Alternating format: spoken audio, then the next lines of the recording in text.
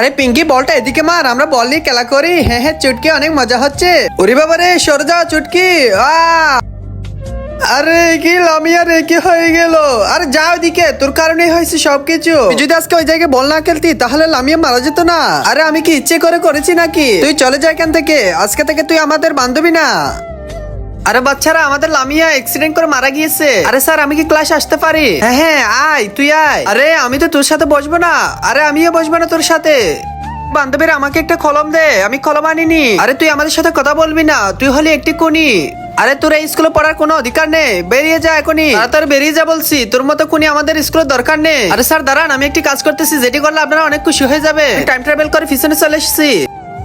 পিঙ্কি এখান থেকে সরে যা। না না লামিয়া, তুই যা এখান থেকে। এরপর কি হয় সেটি দেখার হিন্দুরা বলো নাকি তারা শ্রেষ্ঠ।